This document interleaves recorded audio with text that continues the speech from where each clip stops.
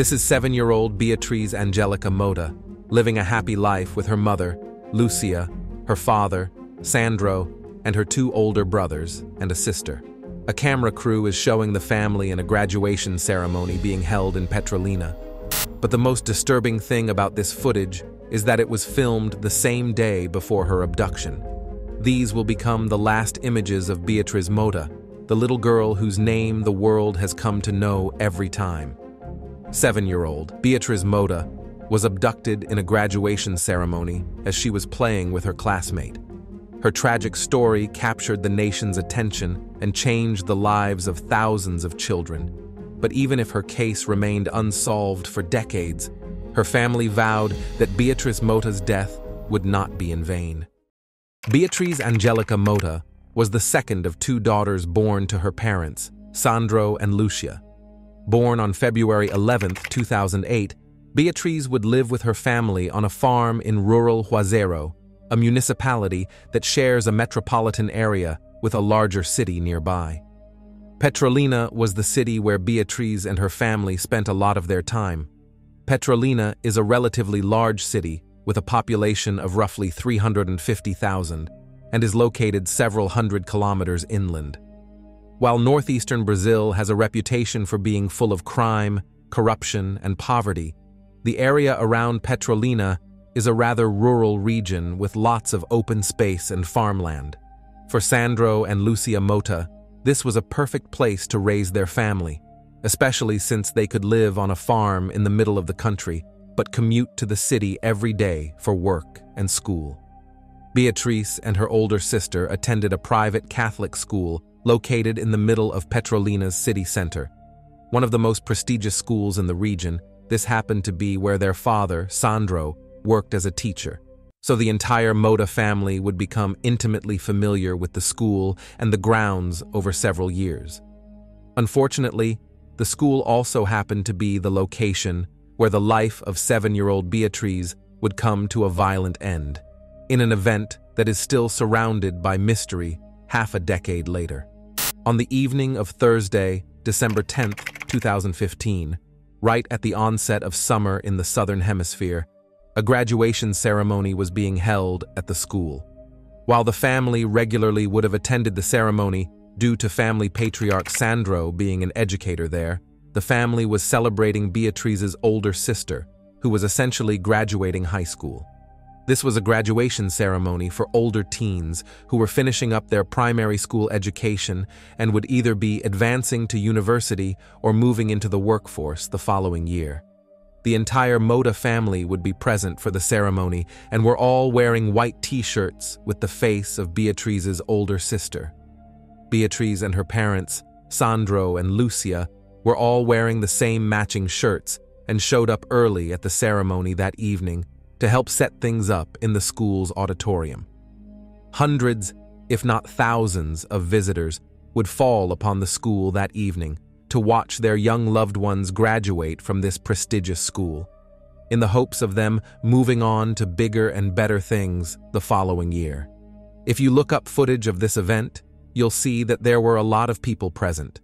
With so many people engaged in the festive attitude and live music, it almost had the feel of a concert, and you could see the entire Mota family throughout the ceremony, especially Sandro, Beatriz's father, who was a teacher at the school and actively participated in the ceremony, giving speeches and posing for photographs with excited students.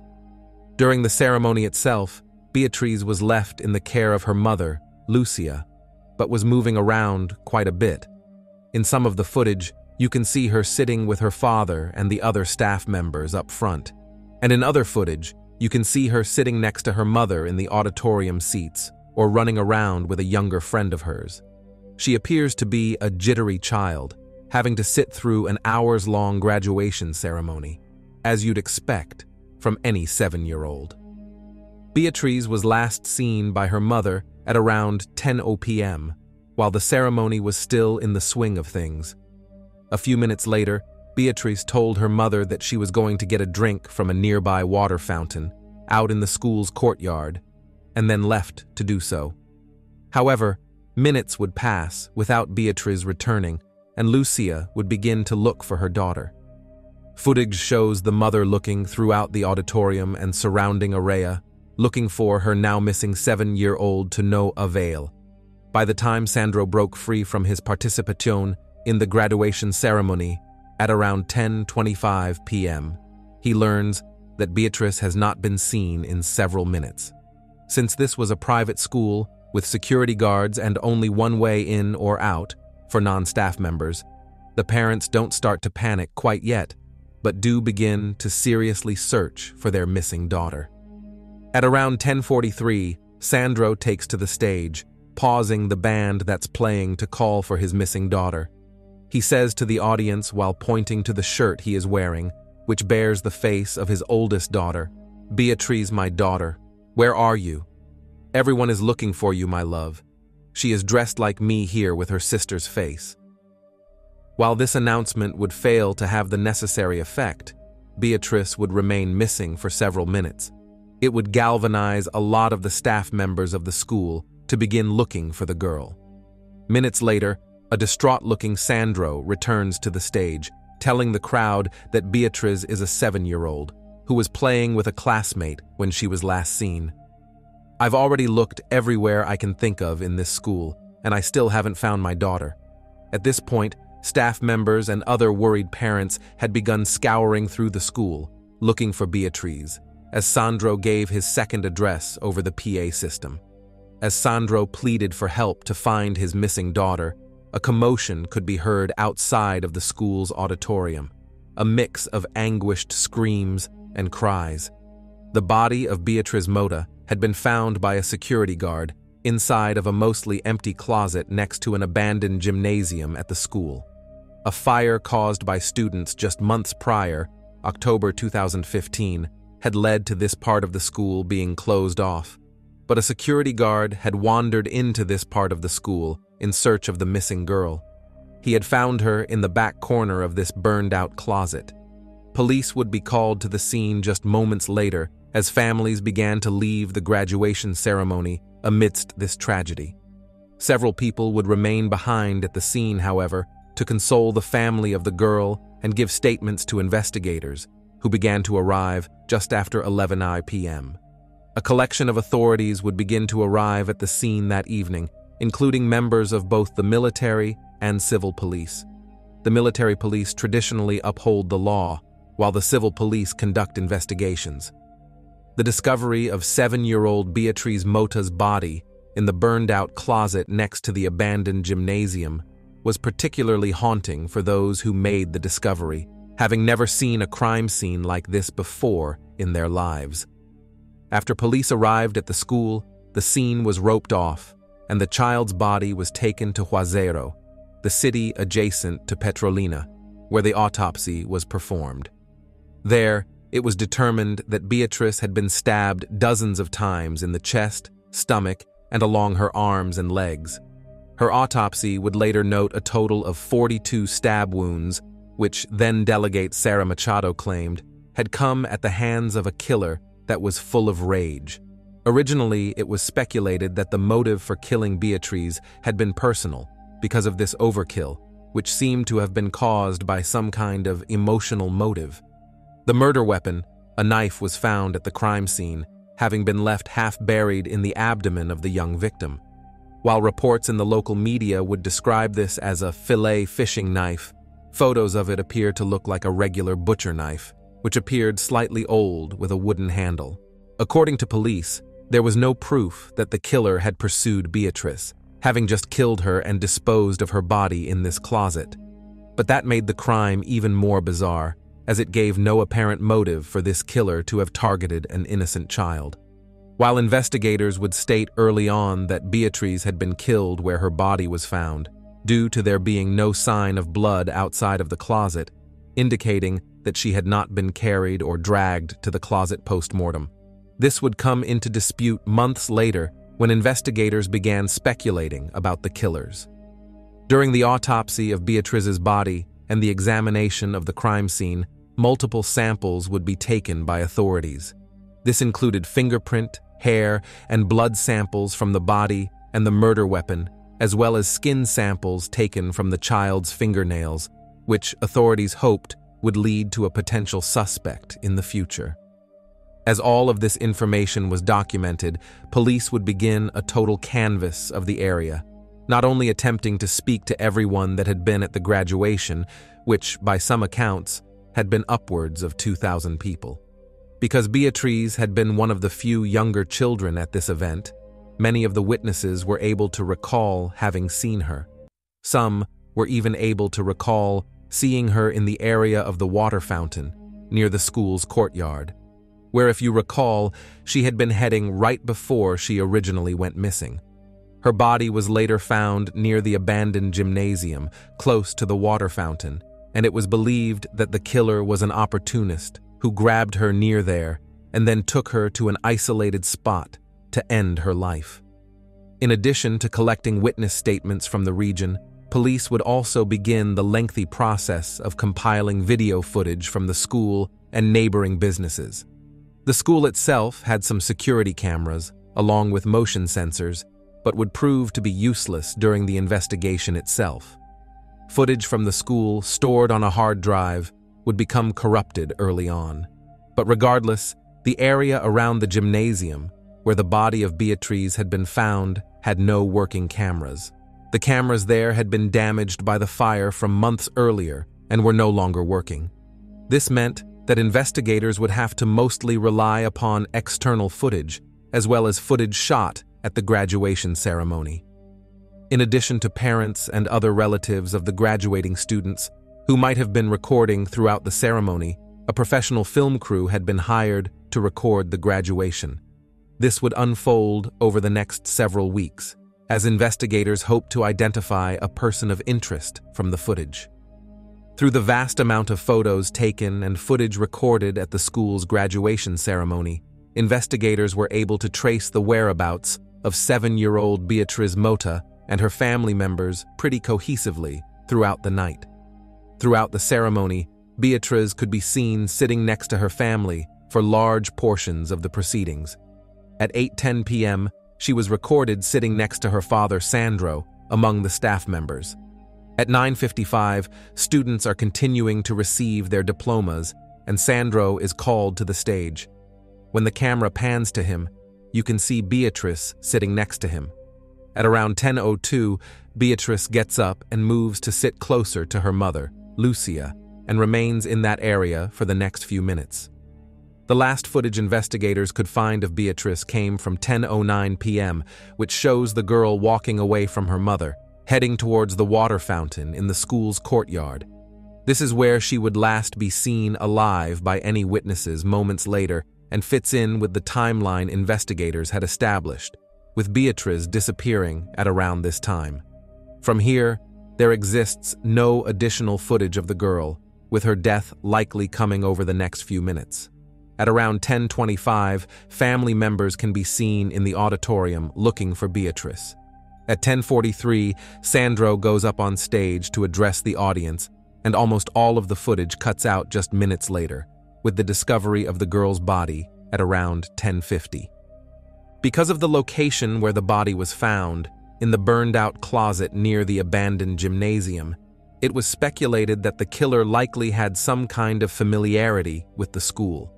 He likely knew that this area would be dark and abandoned, and maybe even knew that there were no working security cameras in the area, making it a blind spot for authorities and the perfect place for him to commit this vile act. While additional footage, discovered later on, would reveal how this individual had entered the school, there exists no footage of him having left, which indicates that he had managed to get out without being noticed by anyone. However, it is believed that multiple witnesses had seen this killer inside the school. In February of 2016, roughly 2 months after the murder of Beatriz Mota, police would release a digital sketch of a potential suspect, which, they claimed, they had developed after speaking to multiple eyewitnesses. All of these witnesses claimed to have seen this individual near the water fountain, where Beatriz had last been seen alive, and included the victim's own mother, who had been frantically searching for her at the time. At least one witness would claim to have seen this man in the woman's bathroom, although I cannot find any more information about this. Another witness, who police described as their most important yet, saw this man emerge from the area where the body of Beatriz was later found, near the abandoned gymnasium, which was shrouded in darkness at the time. A witness would then see this man in the men's bathroom a short time later, washing his hands and face, but thought nothing of it at the time. According to Sandro, the father of Beatriz, this individual had approached at least 2 other children that evening, asking them to help him carry a table into the auditorium where the graduation ceremony was being held. However, while this scheme to lure children into the dark corridor near the gymnasium hadn't worked on 2 other kids, it had eventually worked on 7-year-old Beatriz, whose kind and innocent nature turned her into a victim. She had likely gone along with this individual willingly, ultimately being stabbed 42 times and then abandoned in a burned-out closet. The digital sketch of this individual came in the form of an e-fit, which investigators had spent more than a month crafting with the assistance of these numerous witnesses. According to their statements, this man stood between 1.65 and 1.7 meters tall, about 5 feet, weighed around 70 kilograms, and had moderately dark skin. As far as facial features are concerned, this man had deep-set eyes, stern-looking features, as well as a prominent brow. At the time of the crime, he was wearing dark blue pants and a green shirt with a collar. Because of this, he would eventually become known as the Green Shirt Man or the Man with the Green Shirt in the press, after being seen by multiple witnesses around the crime scene at the time of the murder. None of the witnesses had seen this man leave the school that evening, leading to a theory that he might have lingered around the school for some time. For that reason, police continued to look through the available footage in the hopes of creating an airtight window for this mysterious individual. Just days after releasing the e-fit digital sketch of this unknown person, investigators floated the idea of there being multiple suspects. This seemed to be due to there being 2 unidentified DNA samples recovered from the crime scene, one of which came from the murder weapon, knife, as well as another found underneath Beatriz's fingernails, on her right, dominant hand. Both samples seemed to come from different males who were not related, and the existence of 2 prominent DNA samples on the victim's body indicated more than one killer. Because of this, authorities would begin to publicly speculate that more than one person had been involved in the murder of 7-year-old Beatriz Mota, having murdered her in a separate location and then transporting her body to the closet that she was later found in. In the years since, investigators have not clarified where they think Beatriz was murdered, but have insisted that she was not killed inside of the closet. The following month, March 2016, police would also allege that the lights were turned off in the corridor leading to the old gymnasium nearby where the body of Beatriz had been found. Meanwhile, within that time, a prosecutor attached to the case began publicly speculating that Beatriz had been killed inside of the private Catholic school for some kind of bizarre religious motivation, hinting at there being some kind of underlying motive tied to satanic or black magic rituals. Months later, authorities would unveil their largest piece of evidence yet: surveillance footage of a suspect who could be seen walking around and into the school during the period in which the crime had been committed.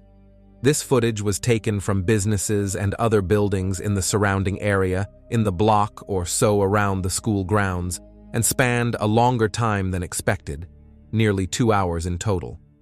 This individual, the aforementioned man in the green shirt, was seen walking around the school at around 8:30 p.m. when the graduation ceremony was just getting started. He is easy to follow in this footage because of the unique way that he walks, with a noticeable lurch or gait in his step. But instead of walking into the school, he simply skirts around the outer walls and then heads off in the opposite direction, before returning to the area about an hour later. About 1 hour and 9 minutes after leaving the neighborhood, this green-shirted man returns to the area around the school and seems to pull out a cell phone. In the footage, you can see him engage in a phone conversation with someone for a moment, and then, just a short time after the call, he reaches down to the street and pulls a knife out of nowhere from the curb.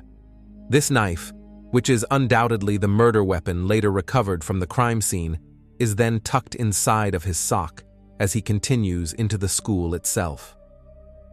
The man in the green shirt arrives at the school at around 9:45 p.m., roughly 15-20 minutes before Beatriz Mota would first go missing. He then makes his way around a security guard by blending into a crowd of people near the entrance. From here, there exists no additional surveillance footage, but brief glimpses of this man exist from footage of the graduation ceremony itself. The man walks through the auditorium where the ceremony was being held, headed towards the school's courtyard, where the water fountain was, which Beatrice would head to just minutes later. In a sad irony, the suspect can be seen in images and footage taken of the ceremony as the father of Beatrice, Sandro, is seen smiling and posing for photographs with graduating students.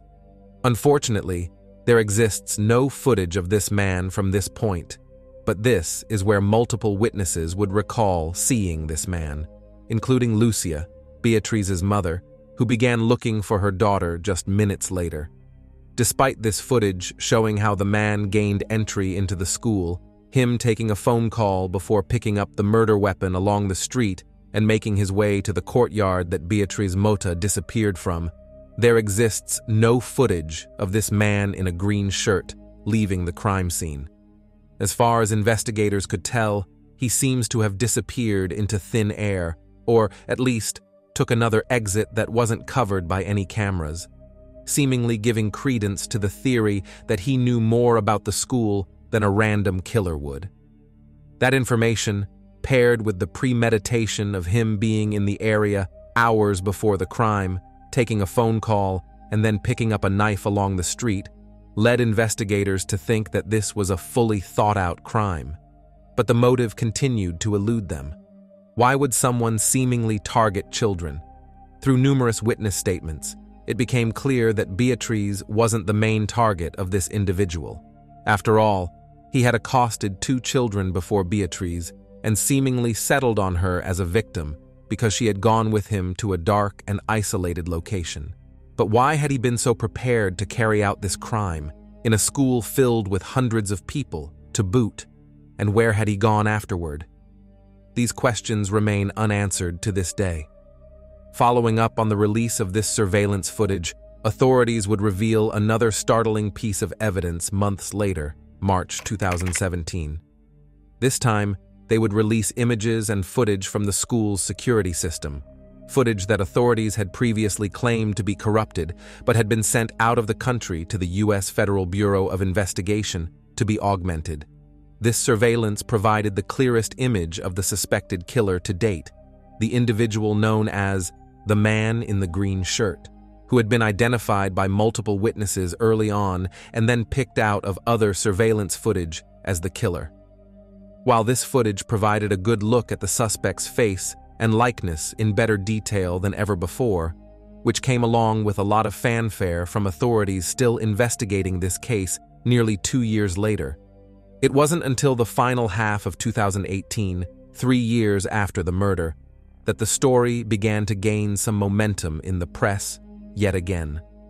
That was when police identified an individual as having potential involvement in the crime, a man named Alisson Henrique de Carvalho Cunha, who had been one of 2 outsourced IT workers employed by the school at the time of the crime. While Henrique wasn't suspected of being the killer, the police publicly accused him of having lied to them during questioning, as well as intentionally erasing security footage from the school's servers in January of 2016, less than a month after the murder. In December 2018, authorities issued an arrest warrant for Henrique, but he managed to avoid captivity and decided not to turn himself into authorities. Search warrants would be carried out at his home, where his wife and children continued to live, but was unable to find anything that incriminated Henrique in the crime. He would remain wanted over the next several months, becoming a fugitive in the process. Lawyers for Alisson claim that this was nothing more than a bullying tactic by police, who wanted to peg him as a scapegoat to make up for their failures. Henrique's attorneys allege that it was the police who had mishandled those hard drives, resulting in the footage from the school becoming corrupted, and that this had nothing to do with Henrique or his work in IT. After all, he had owned and operated his own business for over a decade and had no kind of prior criminal record, and his lawyers stated that any attempts to vilify him for their own failures were akin to corruption. It's worth pointing out that Alison Henrique is not suspected of being the killer in this case.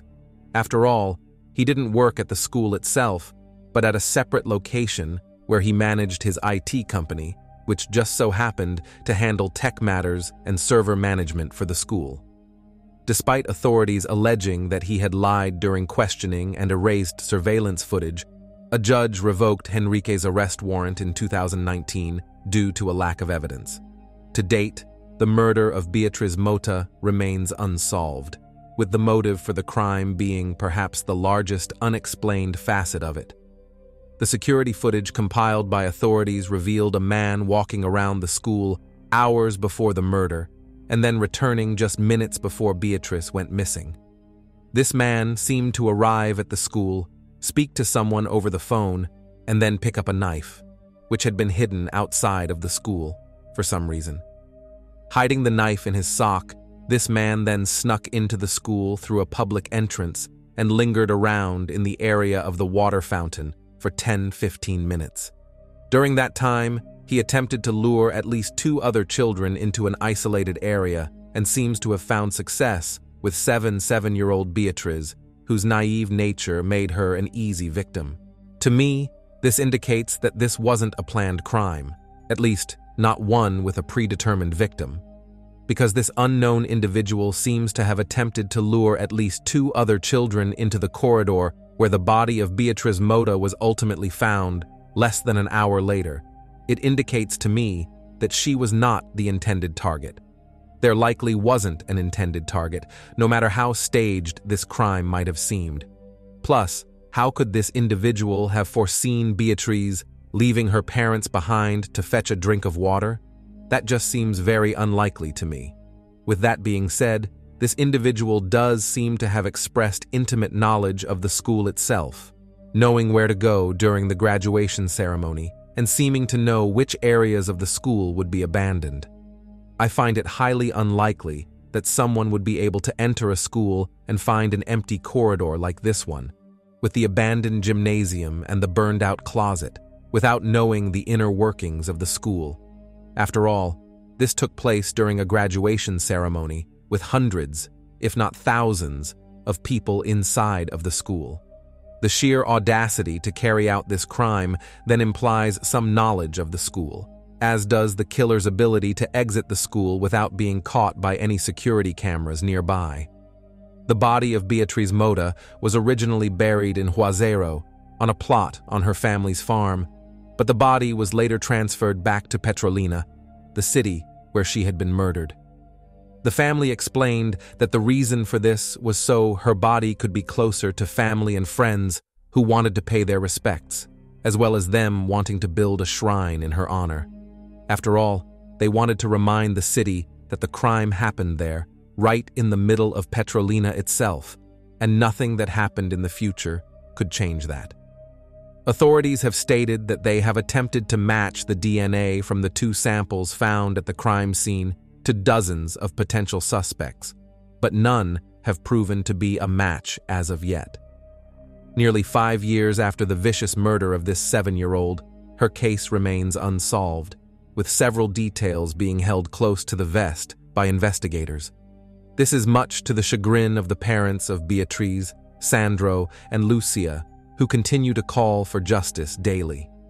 In addition to engaging in protests and even hunger strikes to raise awareness for this case, they took their disagreement with authorities to another level just last year, 2019, when they began a crowdfunding campaign to start their own, separate, private investigation. Sadly, Beatriz Mota is not a name that many people in the Northern Hemisphere are familiar with, due primarily to the language barrier that exists between Brazil and the rest of the world.